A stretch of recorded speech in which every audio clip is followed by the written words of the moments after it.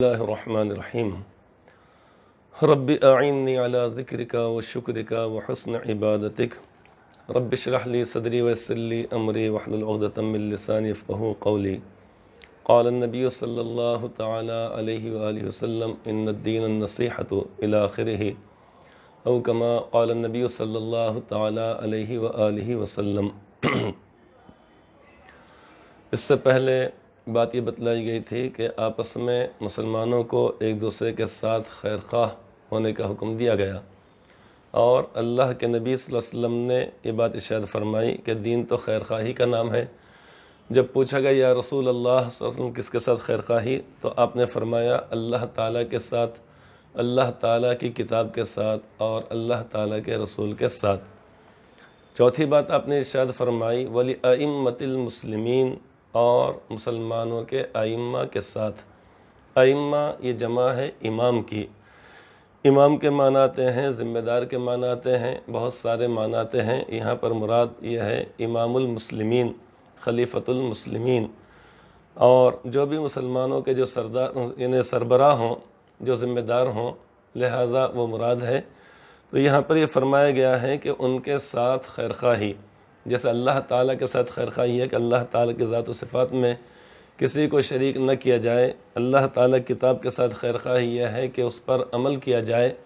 اللہ کے رسول علیہ السلام کے ساتھ خیر خواہی یہ ہے کہ آپ کی تعلیمات پر عمل کیا جائے۔ چوتھے نمبر پر یہ ہے کہ تمام مسلمانوں کو چاہیے کہ اپنے اپنے سربراہوں کے ساتھ اچھا برتاؤ کرنا چاہیے، اس لیے کہ حاکم اور محکوم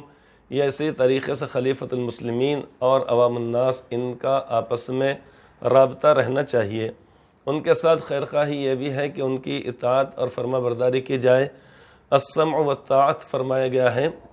لیکن کن چیزوں کے اندر، یعنی جب تک کہ وہ اللہ تبارک و تعالیٰ کے حکم کے خلاف ورزی کا حکم نہ دیں گے، چونکہ حدیث پاک میں فرمایا گیا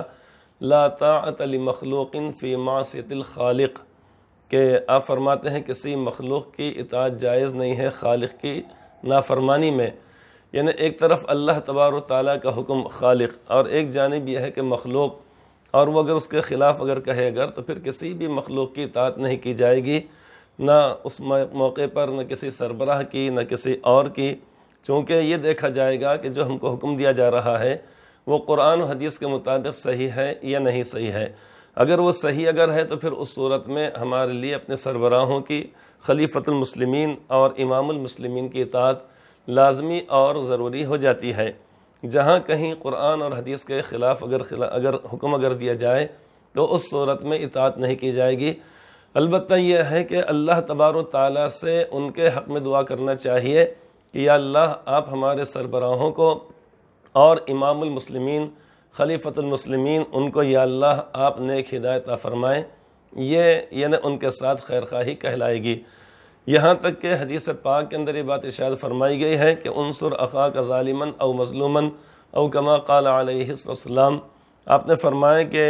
اپنے بھائی کی مدد کرو چاہے وہ ظالم ہو یا مظلوم ہو۔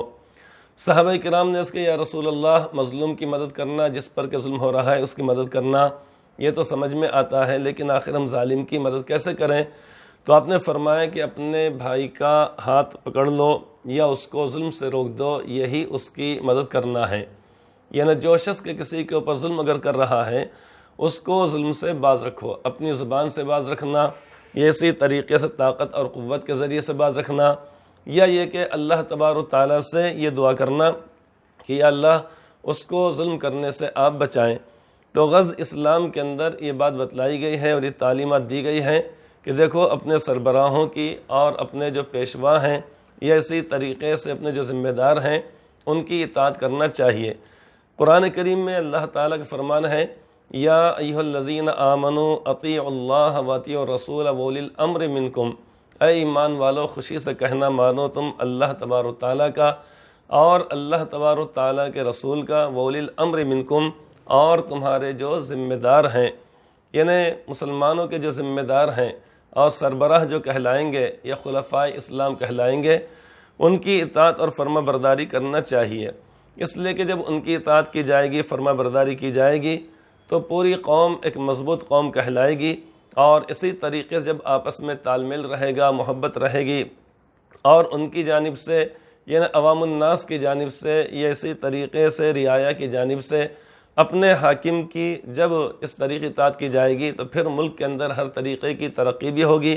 اور اسی طریقے سے اسلام کا دور دور تک یقیناً بول بالا ہوگا،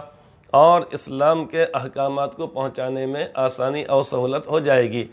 اس لیے کہ حکام اور امراء ایسی باتوں کا حکم کریں گے، یہ اسی طریقے جب وہ یہ سوچیں گے کہ اللہ تبارک و تعالیٰ کے کلمے کو ہم کو بلند کرنا ہے،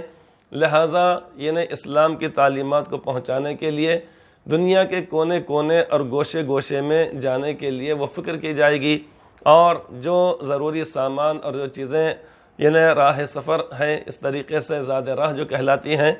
تو اس صورت میں وہ مہیا کی جائیں گی۔ تو غرض یعنی اسلام کی جو تعلیمات ہیں، آپ کے جو ارشادات گرامی ہیں، وہ ایسے ہیں کہ جس کی وجہ سے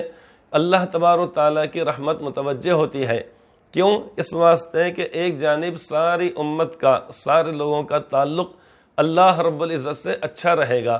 اچھے سے مراد یہ ہے کہ اللہ تبارک و تعالیٰ کی اطاعت، اللہ تعالیٰ کی فرما برداری، گناہوں سے اپنے آپ کو بچانا، نافرمانیوں سے اپنے آپ کو بچانا، جو اللہ تبارک و تعالیٰ کے ساتھ خیر خواہی کہلاتی ہے۔ پھر اسی طریقے سے اللہ تبارک و تعالیٰ کتاب کے مطابق یعنی قرآن حکیم یا کلام الہی کے مطابق جب عمل ہوگا، اسی طریقے سے آپ کی تعلیمات پر جب عمل ہوگا، آپ کی سنتوں پر جب عمل ہوگا،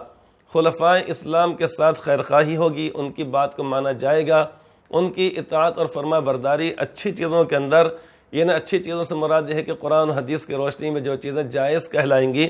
اس کے اندر جب ان کی اطاعت ہو جائے گی، اسی طریقے سے آپس میں سارے کے سارے ایمان والوں کا تال میل رہے گا،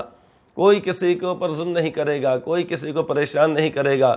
کوئی کسی کا قتل نہیں کرے گا، کوئی کسی کی زمین غصب نہیں کرے گا، اور کوئی کسی کو ناپ تول کے اندر کمی نہیں کرے گا، تب اس کی وجہ سے اللہ تبارک و تعالیٰ کی رحمت متوجہ ہوگی۔ جب اللہ تبارک و تعالیٰ کی رحمت جب متوجہ ہوگی تو ہماری دنیا بھی سکون کے ساتھ گزرے گی، اور یہاں پر راحت بھی ہم کو ملے گی، چین بھی ملے گا ہم کو، سکون بھی ہم کو ملے گا، اور آخرت میں یقینی طور پر ہم نے اس حدیث پاک کے مطابق عمل کیا،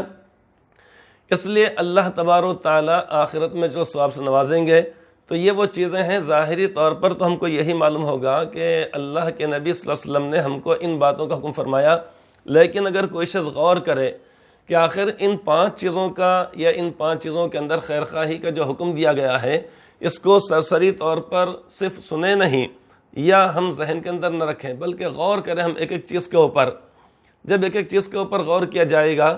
تو معلوم ہوگا کہ ساری کی ساری وہ چیزیں ہیں جو انسان کو ایک مضبوط قوم بنانے والی ہیں، اور اسی طریقے سے اللہ تبارک تعالیٰ کی رحمت کو اپنی جانب متوجہ کرنے والی ہیں۔ اللہ تبارک تعالیٰ سے دعا ہے کہ اللہ تبارک تعالیٰ ہم سب کو آپ کی تعلیمات پر عمل کی توفیق عطا فرمائے، آمین ثم آمین۔